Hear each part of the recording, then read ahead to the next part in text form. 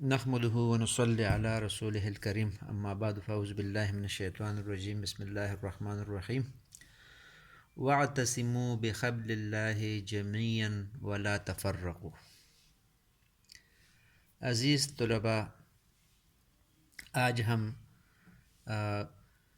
First year کے اسلامیات کا تیسرا درس شروع کر رہے ہیں. اسی درس میں ہم منتخب آیات میں سے آیت نمبر 3 جو مشتمل ہے سورۃ آل عمران کا 103 آیت کا ٹکڑا ہے، اس کی بامحاورہ ترجمہ اور مختصر تشریح کریں گے. تو اللہ رب العزت اسی آیت میں فرماتے ہیں کہ واعتصموا احتسام کہتے ہیں مضبوطی سے پکڑنے کو. پشتوں میں ہم کہتے ہیں کہ منگول خخکی. تو واعتصموا کا ترجمہ ہوگا اور تم سب مضبوطی سے تامے رہو.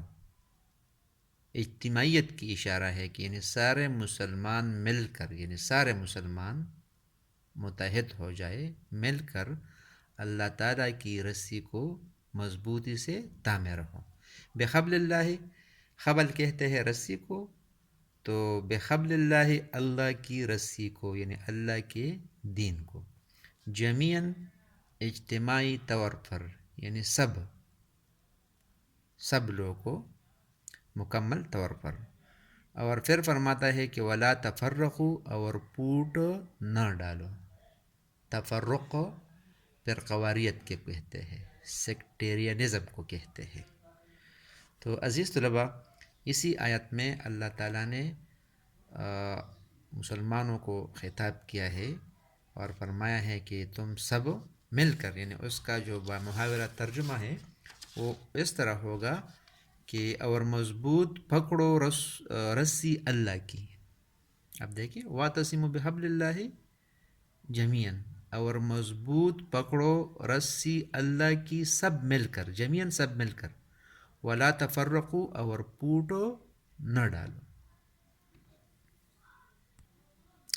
کتاب میں جو اس کی تشریح کی گئی ہے وہ کچھ اس طرح ہے کہ اس آیت میں اللہ تعالیٰ کی کتاب کو مضبوطی سے پکڑنے یعنی اس کے احکام پر عمل کرنے کا حکم دیا گیا ہے، اور مسلمانوں میں تفرقہ بازی وغیرہ سے منع کر دیا گیا ہے. ظاہر ہے کہ مسلمانوں میں تفرقہ اسی وقت پیدا ہوتا ہے جب مسلمان اللہ تعالیٰ کے احکام چھوڑ دے، پھر عداوت، خود غرضی، حسد، کینہ اور بغض جیسی برائیاں پیدا ہو کر مسلمانوں کو باہم ایک دوسرے کے خلاف کر دیتی ہے. اس کے برعکس اگر مسلمان اللہ تعالیٰ کی کتاب کو اپنا رہبر بنائے، اس کے احکام پر عمل کرے، تو سب برائیوں کی جگہ محبت، دوستی، اخلاص، مروت، ہمدردی جیسی برائیاں پیدا ہوگی. عزیز طلباء، اسی آیت میں اللہ رب العزت نے مسلمانوں کو اتحاد بین المسلمین یعنی اتحاد اور یکجہتی کا حکم دیا ہے. یعنی مسلمانوں سے فرمایا گیا ہے کہ آپ کیا کریں، متحد رہے، اور تفرقہ بازی یعنی سیکٹیرینزم سے پرہیز کی تاکید کی ہے کہ آپ فرقواریت کو چھوڑ دیں. تاریخ اس بات کی گواہ ہے کہ مسلمانوں کی کامیابی کے جو راز ہے، یعنی ان کی کامیابی کی جو راز مضمر ہے، وہ دو باتوں میں، دو اہم امور ہے جس میں مسلمانوں کی کامیابی کے راز پوشیدہ ہے. ایک ہے دین پر قائم اور کاربند رہنا، اور دوسرا ہے اپنے اندر اتحاد و یکجہتی پیدا کرنا. مسلمان جب تک آپس میں متحد رہے اور آپس کے اختلافات اور انتشار کے شکار نہ رہے تو دنیا پر ان کی حکمرانی رہی. اسی آیت میں اللہ کی رسی سے مراد قرآن مجید ہے. اس کی وضاحت رسول پاک صلی اللہ علیہ وسلم کی ایک حدیث سے ہوتی ہے، جس میں رسول پاک صلی اللہ علیہ وسلم فرماتے ہیں کہ کتاب اللہ یعنی قرآن مجید اللہ کی رسی ہے جو آسمان سے لٹکی ہوئی ہے۔ تو رسی کو اس لیے تشبیہ دی گئی ہے کہ رسی جو ہے وہ مختلف چیزوں کو آپس میں متحد رکھتی ہے۔ جس طرح مختلف چیزیں ہوتی ہیں وہ ہم ایک رسی سے اس کو باندھ لیتے ہیں، تو اسی طرح قرآن جو ہے مسلمانوں کے اتحاد کا بڑا ذریعہ ہے۔ جب تک مسلمان قرآن کے تعلیم پر کاربند رہے تو وہ آپس میں متفق رہے، لیکن جب انہوں نے قرآن کو چھوڑا اور علوم کو انہوں نے اہمیت دی اور پروئی اختلافات ان کے درمیان بن گئے تو ان کا اتحاد پارا پارا ہو گیا۔ سورۃ انفال میں اللہ تعالیٰ فرماتے ہیں کہ وَأَطِیعُوا اللَّهَ وَرَسُولَهُ، خدا اور اس کے رسول کے حکم پر چلو، وَلَا تَنَازَعُوا، اور آپس میں جھگڑا نہ کرنا، فَتَفْشَلُوا، ایسا کرو گے تو تم بزدل ہو جاؤ گے، وَتَذْهَبَ رِيحُكُمْ، اور تمہارا اقبال جاتا رہے گا، وَاصْبِرُوا، صبر کرو، إِنَّ اللَّهَ مَعَ الصَّابِرِينَ، خدا صبر کرنے والوں کے ساتھ ہے۔ تو قرآن کی اسی آیت میں جو سورۃ انفال میں ہے، اس میں بھی اللہ تعالیٰ مسلمانوں سے خطاب فرما رہے ہیں کہ آپ اللہ تعالیٰ اس کے رسول کی اطاعت کریں اور آپس میں تنازعات پیدا نہ کریں۔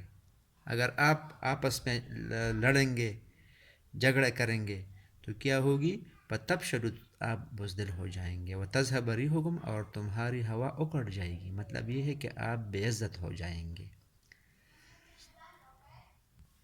اسی طرح اللہ تعالیٰ سورۃ حجرات آیت نمبر 9 میں فرماتے ہیں کہ انما المؤمنون اخوۃ، کہ بے شک مومن آپس میں بائی بائی ہے۔ ایک حدیث میں رسول پاک صلی اللہ علیہ وسلم فرماتے ہیں کہ مسلمان ایک عمارت یا دیوار کی مانند ہے جس کی ایک اینٹ دوسرے اینٹ کو تقویت کا باعث بنتی ہے، یعنی جس طرح ایک اینٹ دوسرے اینٹ کو مضبوط کرتا ہے ایک دیوار میں، تو اسی طرح ایک مسلمان دوسرے مسلمان کو کیا کرتا ہے؟ مضبوط کرتا ہے، جب وہ آپس میں اتحاد سے رہیں گے۔ اسی طرح ایک حدیث میں رسول پاک صلی اللہ علیہ وسلم فرماتے ہیں کہ المسلم اخو المسلم، مسلمان مسلمان کا بھائی ہے، لا یظلمہ ولا یسلمہ، وہ اس پر ظلم نہیں کرتا ہے اور نہیں اسے مصیبت کے سپرد کرتا ہے۔ ومن کان فی حاجت اخیہ، اور جو شخص اپنے مسلمان بھائی کی حاجت میں مصروف ہو، کان اللہ فی حاجتہ، تو اللہ تعالیٰ اس کی حاجت روائی فرمائے گا۔ عزیز طلباء، اس وقت دنیا میں مسلمانوں کی تعداد تقریباً 1.5 ارب ہے اور تقریباً 50 آزاد اسلامی ممالک ہیں۔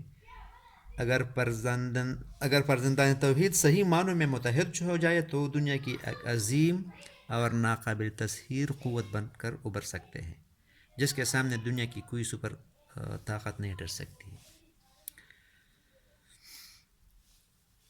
ہمیں چھوٹے چھوٹے فروعی اختلافات میں نہیں الجھنا چاہیے۔ علمی اختلافات ہو سکتا ہے، لیکن اس اختلافات کو دشمنی، حسد اور نفرت کا موجب نہیں بننا چاہیے۔ اگر ہم اسی طرح فرقہ بندی اور انتشار کا شکار رہے اور ایک دوسرے پر ناحق کفر کے فتوے لگاتے رہے تو ہم اپنی منزل سے بھٹک جائیں گے اور پھر ذلیل و خوار ہو کر رہ جائیں گے۔ جب دشمن حملہ ور ہوتا ہے تو وہ یہ نہیں دیکھتا کہ بریلوی ہے، دیوبندی ہے یا اہل حدیث ہے، بلکہ وہ تو ہر کلمہ گو کو اپنا دشمن سمجھتا ہے۔ اور علامہ اقبال نے آج سے 100 سال پہلے یہ بات کہی تھی کہ منفعت ایک ہے، اس قوم کی نقصان بھی ایک ہی سب کا نبی، دین بھی ایمان بھی ایک، حرم پاک بھی اللہ بھی قرآن بھی ایک، کچھ بڑی بات تھی ہوتے جو مسلمان بھی ایک، فرقہ بندی ہے کہیں اور کہیں ذاتیں ہے، کیا زمانے میں پنپنے کی یہی باتیں ہے، ایک ہو مسلم حرم کی پاسبانی کے لیے، نیل کے ساحر سے لے کر تابہا کے کاشغر۔ عزیز طلباء، آج کل مسلمان جو ذلت کی زندگی گزار رہے ہیں، اس کی بڑی وجہ اس آیات پر عمل نہ کرنا ہے۔ مسلمانوں کو اتنا نقصان غیر مسلموں نے نہیں پہنچایا ہے جتنا وہ آپس میں اختلافات ہیں ان کے، اور آپس میں بروئی مسائل جو ہے انہوں نے اس سے بڑے بڑے مسائل بنائے تھے۔ اور جب کوئی دشمن اس پر حملہ کرتا ہے تو یہ نہیں دیکھتے ہیں کہ یہ اہل تشیع ہے یا اہل سنت ہے، بلکہ وہ سب کلمہ گو جو ہے اس کو مارتے ہیں۔ تو اگر ہم دنیا میں کامیابی چاہتے ہیں مسلمان، تو اس کو متحد ہونا پڑے گا۔ اللہ تعالیٰ سب امت مسلمہ کو متحد ہونے کی ان کو توفیق عطا فرمائے۔ وما علینا الا البلاغ۔